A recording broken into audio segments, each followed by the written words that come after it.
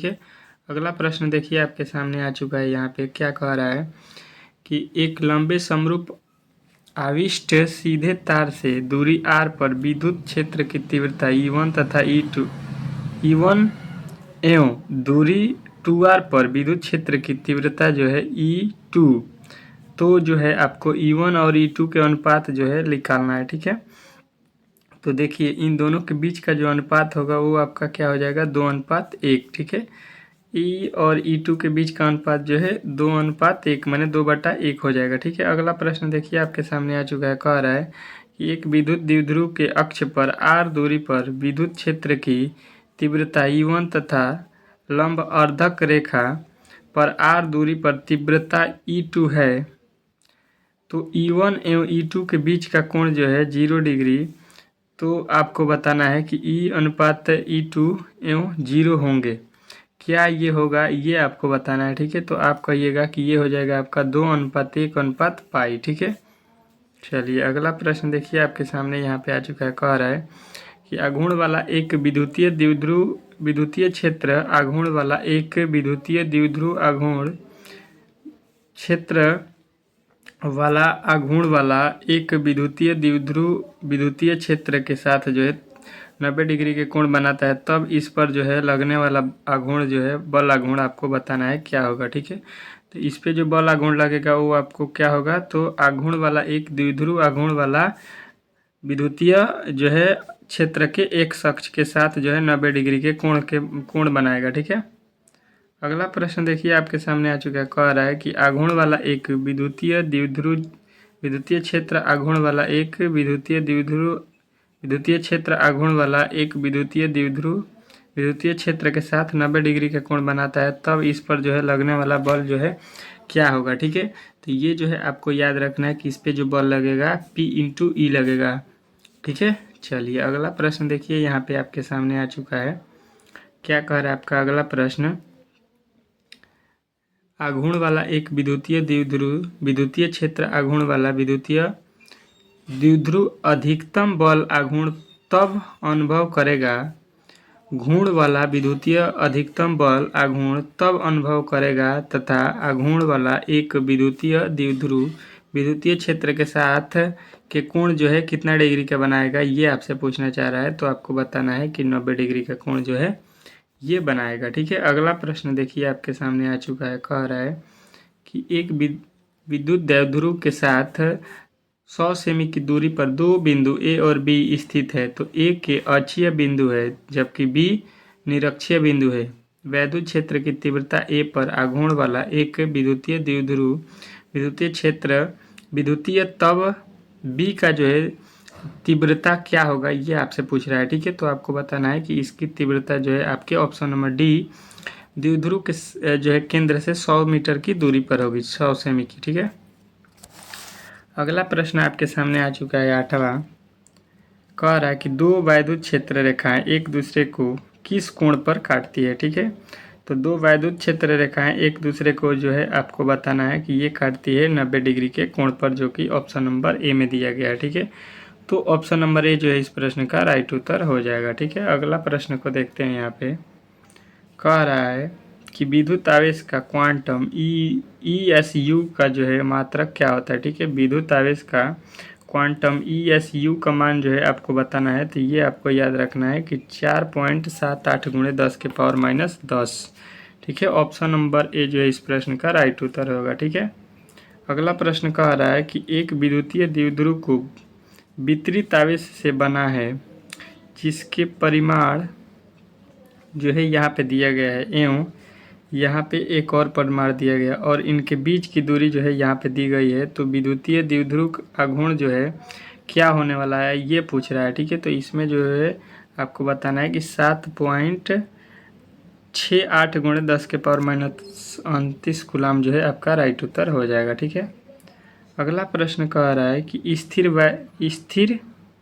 विद्युतीय क्षेत्र होता है, स्थिर विद्युतीय क्षेत्र जो है क्या होता है, तो ये आपको बताया संरक्षी होता है। ठीक है, ऑप्शन नंबर ए जो है इस प्रश्न का राइट उत्तर हो जाएगा। ठीक है, अगला प्रश्न देखिए कह रहा है कि मूल बिंदु पर एक धन बिंदु आवेश Q स्थित है जबकि x जो है आपके 2 सेमी पर एक बिंदु धन आवेश प्लस जो है 2Q स्थित है, तो आपको बताना है इसमें जो है मूल बिंदु पर जो है आपको एक अक्ष पर क्या होने वाला है। ठीक है, तो आपको बताना है कि ये जो होगा आवेशों के बीच की किसी बिंदु पर विद्युतीय क्षेत्र की तीव्रता जो है शून्य हो सकती है। ठीक है, चलिए अगला प्रश्न देखिए कह रहा है कि एक वैद्युत द्विध्रुव को वैद्युत क्षेत्र में रखा जाता है जो y अक्ष पर दिष्ट है, x अक्ष की ओर जाने पर बदलता है पर y एवं z अक्ष की ओर पे जो है अक्षर रहता है।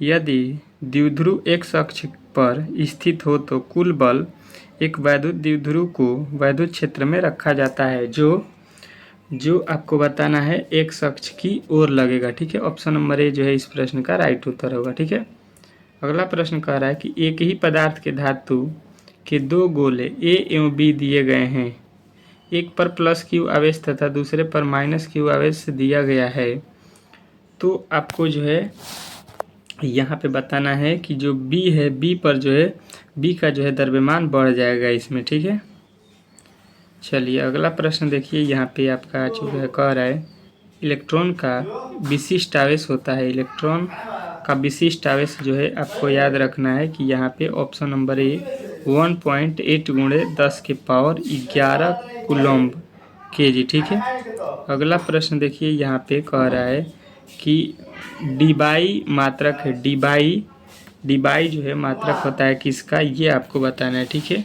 तो ये जो है आपको याद रखना है कि विद्युतीय द्विध्रुव आघूर्ण का जो है मात्रक होता है डीबाई। ठीक है, ऑप्शन नंबर जो सी जो है इस प्रश्न का राइट उत्तर हो जाएगा। अगला प्रश्न देखिए कह रहा है कि एक आवेशित चालक की सतह के किसी बिंदु पर विद्युतीय क्षेत्र की तीव्रता जो है क्या होता है। ठीक है, एक आवेश चालक की सतह पर किसी बिंदु पर विद्युतीय क्षेत्र की तीव्रता का जो है मान आपको बताना है कि ये होता है आपके सतह के लंबवत। ऑप्शन नंबर बी जो है इस प्रश्न का राइट उत्तर हो जाएगा, इसमें आपको कोई भी दिक्कत नहीं होगा।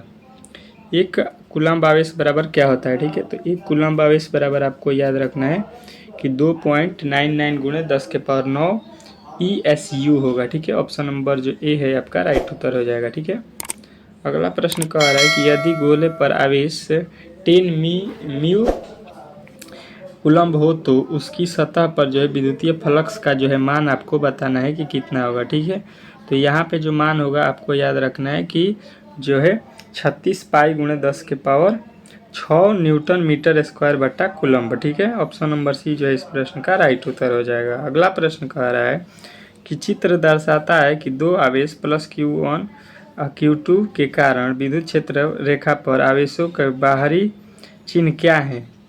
चित्र दर्शाता है कि 2 आवेश ए दोनों ऋणात्मक, ऑप्शन नंबर ए कह रहा है कि दोनों ऋणात्मक और बी और सी यहाँ पे डी, 4 ऑप्शन दिए गए हैं 20 वाला प्रश्न के लिए।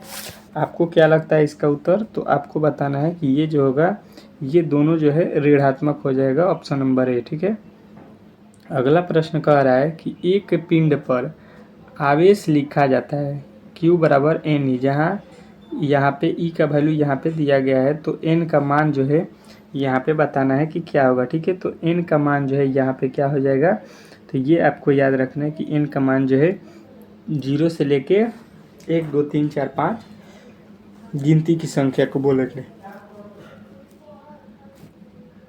अगला प्रश्न कह रहा है एक विद्युत क्षेत्र में एक द्विध्रुव को एक अक्ष के समानांतर रखा जाता है, तो द्विध्रुव पर जो लगने वाला बल होगा वो क्या होगा, ठीक है। तो इस पे जो बल लगेगा वो एक्स अक्ष के अनु लगेगा, ठीक है। ऑप्शन नंबर सी जो है इस प्रश्न का राइट उत्तर हो जाएगा, ठीक है। अगला प्रश्न कह रहा है कि एक विद्युत क्षेत्र में एक द्विध्रुव का आघूर्ण वाला एक विद्युतीय द्विध्रुव विद्युतीय क्षेत्र के पी वेक्टर आई है, तो इस पर जो है लगने वाला बल आघूर्ण जो है क्या होगा, ठीक है। तो इस पे जो लगने वाला बल आघूर्ण होगा वो आपको बताना है जेड अक्ष की ओर होगा, ठीक है। ऑप्शन नंबर ए जो है इस प्रश्न का राइट उत्तर हो जाएगा, ठीक है। अगला प्रश्न कह रहा है कि एक्स अक्ष पर एक्स बराबर 0 प्लस क्यू तथा एक्स अक्ष बराबर जो है आपको ए दिया है पर 2q आवेश रखे हैं, तो ई का जो है मान जो है 0 होगा, ठीक है। विद्युत क्षेत्र का मान ई जो है उसका मान 0 होगा, तो ये जो है आपको बताना है कि ये हो जाएगा आपका कि एक्स का वैल्यू जो है 0 से छोटा हो जाएगा, ठीक है। एक्स का वैल्यू 0 से छोटा हो जाएगा, ऑप्शन नंबर सी। अगला प्रश्न कह रहा है कि एक्स अक्ष पर एक्स बराबर 0 पर क्यू तथा एक्स बराबर ए पर 2q आवेश वाले रखे गए हैं। आवेश q से n1 तथा आवेश q2 से n2 क्षेत्र रेखाएं निकलती हैं, तब आवेश रखे गए हैं। आवेश होगी, इस पे जो आवेश होगी वो क्या होगी, ये प्रश्न पूछ रहा है, तो आपको बताना है आवेश रखे हैं आवेश, ठीक है। चलिए अगला प्रश्न देखिए आपके सामने आ चुका है। कह रहा है कि किसी वस्तु पर आवेश की न्यूनतम मात्रा कम नहीं हो सकती, किसी वस्तु पर आवेश की न्यूनतम मात्रा कम नहीं हो सकती, तो ये आपको बताना है कि ये जो है आपके 1.6 गुणे 10⁻⁻⁻⁰ कूलम्ब होगा, ठीक है। अगला प्रश्न देखिए आपके सामने आ चुका है। कह रहा है कि जब कोई वस्तु ऋणावेशित हो जाती है तो इसका द्रव्यमान जो है क्या होगा।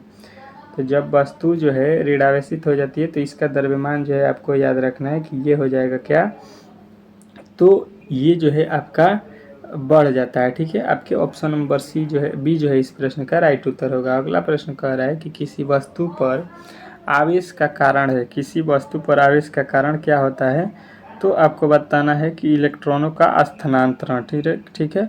इलेक्ट्रॉनों के स्थानांतरण के कारण जो है क्या होता है, जो है आवेश लगता है, ठीक है। चलिए अगला प्रश्न देखिए आपके सामने आ चुका है।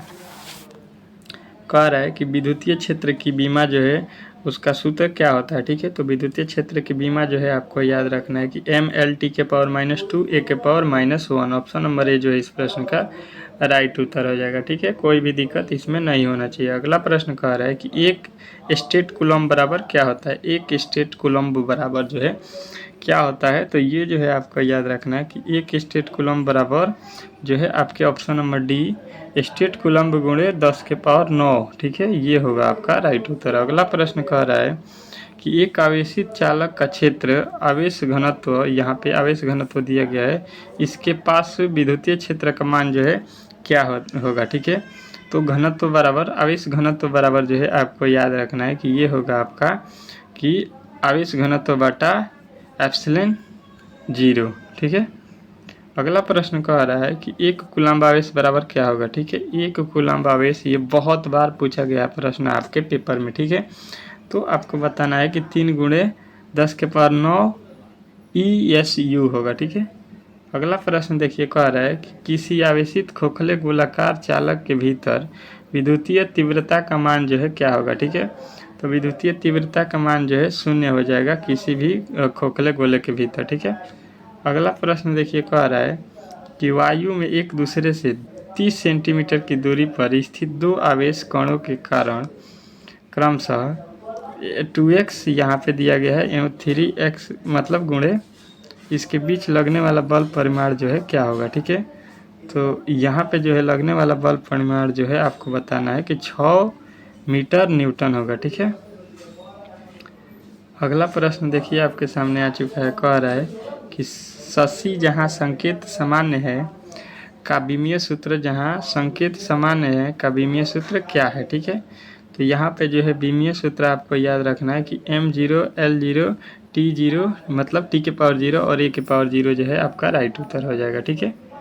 अगला प्रश्न देखिए आपके सामने आ चुका है। कह रहा है एक सामान्य विद्युत क्षेत्र में 3 पथ चिन्ह 1 2 3 दिखाए गए हैं। एक समान विद्युत क्षेत्र में 3 पथ चिन्ह 1 2 3 दिखाए गए हैं, तो यहाँ पे जो है क्या होगा ये आपको बताना है। तीनों समान है तो आपको बताना है कि ये जो पथ होगा वो आपका क्या होगा, पथ चिन्ह 3 जो है धनात्मक ऋण का होगा, ठीक है।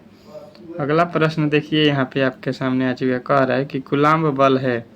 कूलम्ब बल को जो है हम लोग क्या बोलते हैं, तो आपको बताना है कि कूलम्ब बल को जो है केंद्रीय बल एवं विद्युत बल दोनों बोलते हैं। तो ऑप्शन नंबर सी वाले को हम लोग राइट करेंगे। ऑप्शन नंबर सी जो है इस प्रश्न का राइट उत्तर हो जाएगा। ठीक है, अगला प्रश्न देखिए, कह रहे हैं आघूर्ण वाला एक विद्युतीय द्विध्रुव विद्युतीय क्षेत्र आघूर्ण वाला एक विद्युतीय द्विध्रुव आघूर्ण वाला एक विद्युतीय द्विध्रुव विद्युतीय तीव्रता वाले विद्युतीय क्षेत्र में रखा जाए तो उस पर लगने वाला जो है टार्क क्या होगा। ठीक है, तो उस पर जो टार्क लगेगा वो आघूर्ण वाला एक विद्युतीय द्विध्रुव विद्युतीय क्षेत्र के एक अक्ष के साथ 90 डिग्री के कोण बनाता है। ठीक है, चलिए अगला प्रश्न देखिए आपके सामने आ चुका है, कह रहा है कि एक वैद्युत द्विध्रुव के विद्युत द्विध्रुव से 100 सेंटीमीटर की दूरी पर दो बिंदु ए तथा बी स्थित है। ए अक्षीय बिंदु है जबकि बी लंबवत द्विभाजक है। वैद्युत क्षेत्र की तीव्रता ए पर आघूर्ण वाला एक विद्युतीय द्विध्रुव विद्युतीय बल बी पर तीव्रता जो है क्या होगा। ठीक है, तो ये जो है आपको याद रखना कि ये होगा माइनस की दूरी पर दो बिंदु ए और बी स्थित हैं। ठीक है, अगला प्रश्न देखिए, कह रहा है कि किसी आवेशित बेलन के नज़दीक किसी बिंदु पर विद्युतीय तीव्रता ई का जो है मान क्या होगा। ठीक है, तो इस पे जो है मान जो है आपको याद रखना है कि किसी आवेशित बेलन के नज़दीकी किसी बिंदु पर होगा। ठीक है, तो ऑप्शन नंबर बी जो इसका राइट उत्तर हो जाएगा। ठीक है, चलिए इस वीडियो में हम लोगों ने टॉप 40 जो है प्रश्नों को कंप्लीट किया। ठीक है, अगर आपने इस वीडियो को अच्छे तरीके से रिवाइज कर लिया है तो समझिए कि आपका जो है इसमें से लमसम 4 से 5 प्रश्न पूछने ही वाला है। ठीक है, तो अच्छे तरीके से इसको तैयार कर लीजिएगा। ठीक है, अब तक आपने हमारे चैनल को सब्सक्राइब नहीं किया है तो प्लीज़ चैनल को सब्सक्राइब कीजिए और वीडियो को लाइक कीजिए। ठीक है, मिलते हैं बहुत ही जल्द अगले वीडियो के साथ, तब तक के लिए धन्यवाद।